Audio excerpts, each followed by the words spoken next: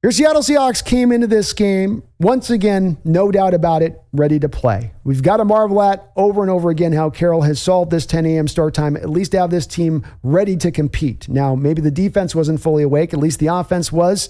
The defense looked like it was going to be a little bit better out the opening gate here as they were kind of holding on, still giving up too many points, still giving up too many yards, but they were sort of looking like they were going to start tightening it down.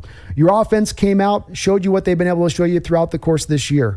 A lot of pass, a little bit of run, doing both very, very effectively. Geno Smith, again, had a tremendous game. Just came out, played just lights out. Hard to knock Geno in this game. 16 to 25, 268 yards, 3 touchdowns, 139 rating, 10-yard average, 10.7-yard average. So he wasn't just dinking and dunking the ball all over the football field.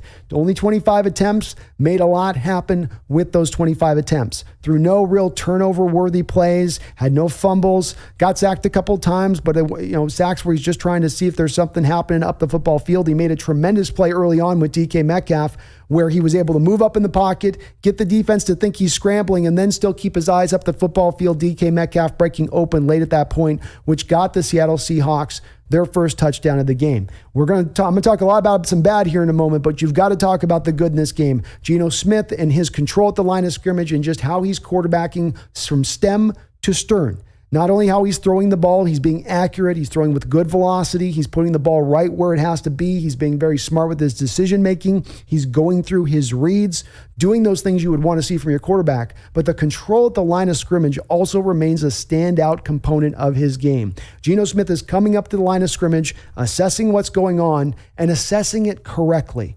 This has been a part of Russell Wilson's game that he does continue to struggle with in Denver, and he struggled with here in Seattle for many years.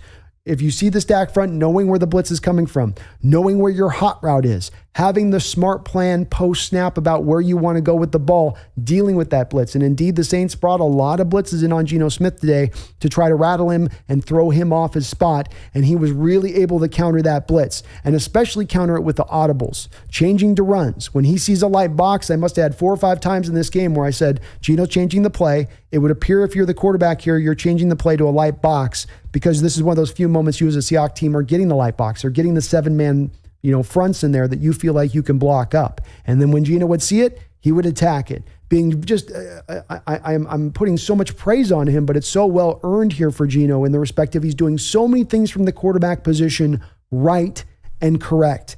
And he's being safe for the ball, and he's not turning it over. It's so worthy of praise here how well he's playing. I don't know what chance he has to be in the future here. I'm not saying this makes me want to sign him into the future. I'm just saying that the guy's got to be given his praise here because he is doing so outstanding. Rashad Penny goes down to an injury in this game, which was sad to see. He once again was starting out very well for your Seahawks. 8 carries, 54 yards, 6.8 yard per carry average. Again, showing you that big playability that he could unveil. It does look like he's going to be down and out for a while with a high ankle sprain. Kenneth Walker came in, and after starting out the day for Kenneth and having really no holes to run through when he was given his attempts, and he's had no holes in general from the Seahawks offensive line when he has come in the game throughout the course of this year, finally gets a big hole and makes the most with it, goes out there and gets you a 69-yard play up the football field on a fantastic run where he showed off some of that 4.33 speed. DK Metcalf, good overall day, but also a tough overall day in other respects of things. Drops a touchdown in the back of the end zone, has a play where he's wide open off the snap. Geno sees it. He's left with no defender, a free release. Geno hits him as he's supposed to hit him there. Then it's a fumble on the play where DK just doesn't wrap up. It's been a problem here with DK early on in his ability early on in his career, that is, to be able to hold on the ball. That's a lot of fumbles for him now early on in his career. He's got to clean that up. If Geno's playing as clean as he is, the rest of the offense has got to keep it clean on their end of it as well. Your running backs aren't fumbling the ball. Geno's not turning the ball over, throwing it. But right now, your special teams is kind of selling on you in that respect. And now you got DK in this game having a couple of real tough moments on this that do loom a little bit large in that respect, because that is a situation in a time that you can control. Tyler Lockett started off the day slow, didn't have any real early targets, but boy, did he come on strong near the end of the game. Finishes off with 5 catches and 140 yards and 2 touchdowns, including a deep route down the football field that was just sensationally run. A great throw by Geno Smith on that play, one that we haven't always seen very often this year from him, unveiling a little bit of that deep ball. So offensively speaking, not a lot to pick apart. Offensive line, pass protected, very, very well in this game. You only allowed 3 sacks. I know on 25 dropbacks, that doesn't look great, but those sacks were mostly, I believe, coverage sacks. It wasn't just a free rusher coming at the quarterback there, and there were only 5 quarterback hits in total beyond that. So the offense was sensational once again today. 32 points should be enough to win you the football game. Special teams certainly didn't help this defense at times, putting them on a short field. DK Metcalf didn't help the defense with the fumble and then putting, again, them on a short field in that position. But let's turn the page on this one a little bit. The defense right now is god awful. It is absolutely a crap show in every different direction. They showed little sparks of life of being a little bit better today, but once again, you come down back at the end of the day and look at them in totality and you go, that is a league worst defense right now. That is a defense that is going to be right back in the measure of heading to being a historically bad defense. Maybe the only counter of it is you get a game like this today where the Saints only throw 25 times, so at least that's going to tamper down the pass yards as it did to 203 rather than 350 or 400. But then on the other side of it, the Saints absolutely gashed you in the run game. 48 attempts in the run game, 235 yards. And from my standpoint, when looking at this defensive performance, this is the thing that's going to frustrate me the most about what I had to watch today. The Saints came into this game with no Michael Thomas and no Jarvis Landry. That's 2 of their top 3 receivers out. You had by just about halfway into this game, Chris Olave knocked out due to a concussion. That's their top 3 wide receivers not out on the football field. You know what the Saints are going to do at that point. You know that they're going to try to limit their number of throws. You know they're going to try to hammer the run game. And yet the Seattle Seahawks defense, knowing what was coming, knowing how the offense was going to attack them, could not stop them. Could not. With Andy Dalton at quarterback for the New Orleans Saints. And Dalton didn't play a fabulous game, had that interception. But obviously it's Taysom Hill that was really meat grinding you up in this particular game. 3 touchdown carries, 112 yards on 9 carries, had 1 of 1 for 22 yards and a touchdown thrown. When they did ask him to throw the ball, you had no answer for Taysom Hill. But for the defense to be going into that second half, having the Saints team so undermanned and still not being able to put much of any kind of fight up against them is so discouraging to see. So discouraging to see because it's not just a one-off. It's coming on the heels of last week where the Detroit Lions, they're down DJ Shark. They're down Amon St. Brown, their best receiver. They're down their DeAndre Swift, their best running back, who was averaging like 8 or 9 yards a carry coming into that game. Down 3 of their top 6 offensive players, and you still could do nothing to stop them throughout the course of that game. Now we have a second straight week with the Saints down 3 of probably their top 6 offensive players, and you can still do nothing to stop them. And more than that, they're down 4 because Jameis Winston's out. You're down to Dalton's. You're down probably 4 of their top 6 to 7 offensive players, and you still can't stop them at all. You can't even put up much of a fight, frankly. You're almost at times making it look easy for the offense. I don't have a whole lot to say about that as far as I see an adjustment with that. And I have gone to it a couple times in post-game. I'm going to go to it one more time. Part of this year is the assessment of Coach Carroll. And as wonderful as it is to see the defense being allowed to run unfettered and clear and free, and as much as I'd love to just give Carroll nothing but praise for that, and accepting I got to throw on first downs. Sometimes I might have to pass more than I run, as I think the Seahawks have done just about every single game this year, which used to be a little bit of an outlier. Sometimes I got to accept more of the short and intermediate passing game, which the Seahawks have not done as much so in the past. So credit to Carroll on that. But you are a defensive-minded coach. Defense is supposed to be your bread and butter. I got 3 straight years of your defense looking historically bad. That, to me, has got to override a little bit at this point what I see from what the offense is supplying here.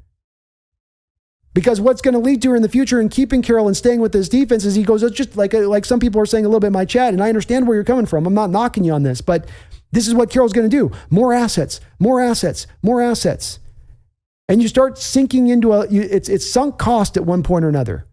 You're throwing the bad money out with the good, basically, or the good without the bad, or however that goes. Take the safety position alone in the last 5 or 6 years. Third round pick for Tedrick Thompson, or third round pick for Lano Hill, 4th round pick for Tedrick Thompson, 2 first-rounders and a third-rounder for Jamal Adams, a 5th-rounder for Quandre Diggs, a 2nd-rounder for Marquise Blair. That's what happens when you just go, well, let's just put picks into it. It's a pick problem. It's a talent problem. No.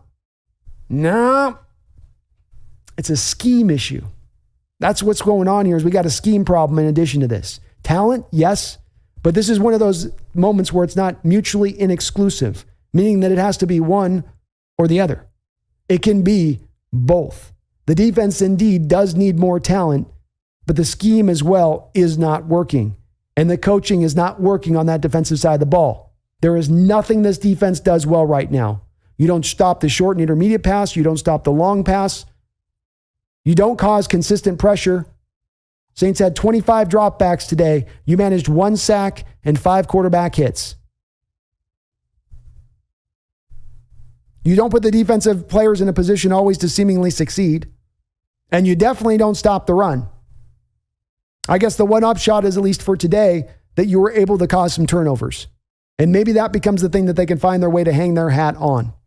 On the bright side of it, from the defensive side of the ball, and there are not a lot of bright spots on this defensive side of the ball, but the couple of guys that I think we've got to laud, Tariq Woolen. You are watching a superstar on the rise. Make no mistake about it. Make no mistake about it. A player does not luck his way in to 3 interceptions as a rookie in back-to-back games by luck, by happenstance. He's undercutting these routes. And that interception, as with all of these 3 interceptions, is impressive, not just for the making the pick and driving on the ball, but the understanding, like last week, he first fits to his responsibility on the play. And Seahawks cornerbacks do not play a tremendously complicated type of technique. You got to get the technique down, but you're going to then run that technique play after play after play. You play off coverage, you drop into your deep zone. That's the cover 3 look that they have maintained here for many, many years, for over a decade now. But what you have to do as a corner, if you want to come and make a play up in this defense, if you want to go make an interception, is you first have to drop deep, and then you have to recognize the routes getting cut off. Is it an in-cutting route? Is it a comeback route? And recognize sometimes you got a pattern match with what you've seen on tape in your game preparation. But it takes that, it's a very special corner to be able to first stay on top, make sure he's clean on top, make sure he's not going to get beat on top, and then come back underneath and make a play on the ball. Because he's got to then sacrifice that top end. He's got to know that I'm not going to get beat top by driving on this route, by trying to go make a play on the ball. And that's just what Tariq did on that play, which makes it more than just making the interception, which makes it a legit interception, number 1. But number 2, as I said last week, and you saw him do the very same thing with TJ Hawkinson, drop into the bail technique and then drive on the ball. And that, when you're seeing it like this, happen like this, that also means it's something that you're going to see again and again and again. He can duplicate this. This can happen again because he's got the ability to drive. He's got the quicks, the speed, the length. He's got the ball skills. So get excited about Tariq Woolen. This is not now merely a star on the rise. This is like a superstar on the rise. To be this good, this quick, to be this productive with 3 interceptions through his first mere 5 games. The man just started playing cornerback 2 years ago, folks. 2 years ago, he started playing corner. And he's this good right now. Certainly, you get to feel a little bit at least decent about him. Other than that, I thought Al Woods played a whale of the game when he was in there. He was active in the run game, got the team the only sack of the game, which was great to see. Uchenna Nwosu was fairly solid from his defensive end standpoint.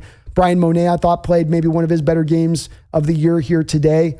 Aside from that, it was fairly rough across the board.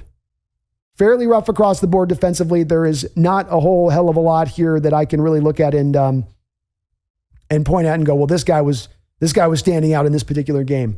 It was rough on the defensive side of the ball all the way around. And again, 48 carries for the Saints, 235 yards. They wanted to run. You knew they wanted to run, and you just couldn't stop them.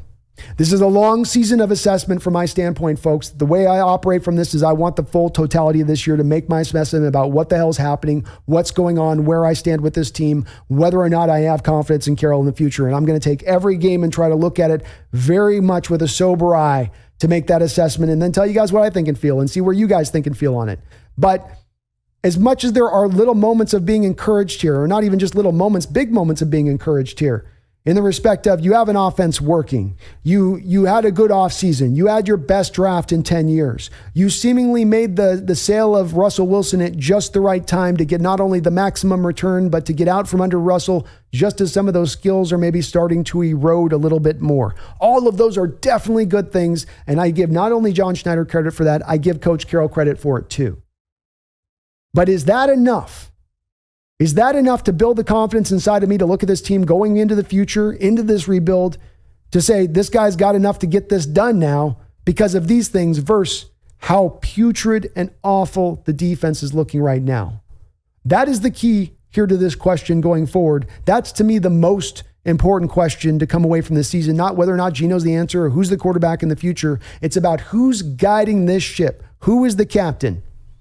Do I got the Titanic captain?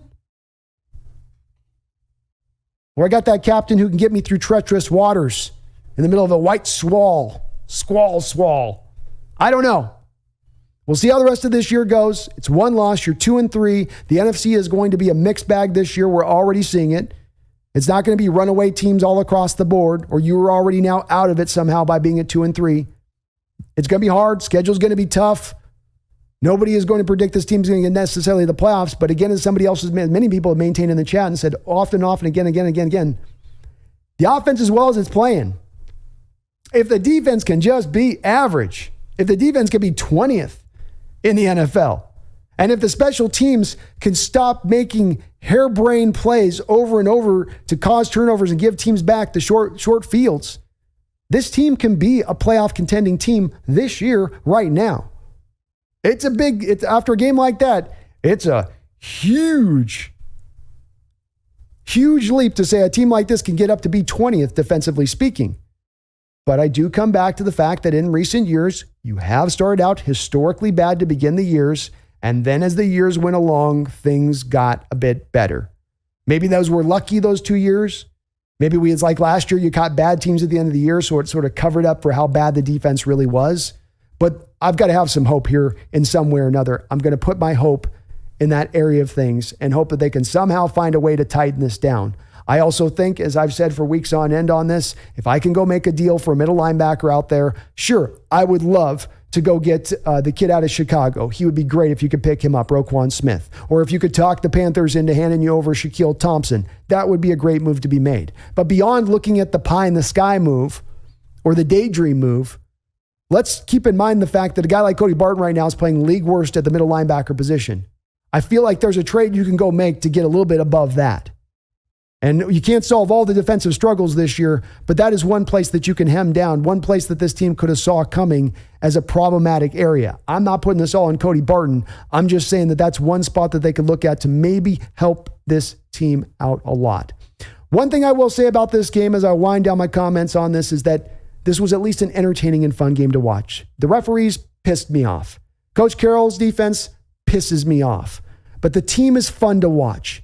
And it's not just because of the offensive explosion. It's because of the moments that you see, the pop. It's the young guys showing up. It's the back and forth nature of these games. It's where you're not just punting through 2.5 quarters going, yeah, let's just wait till the fourth quarter.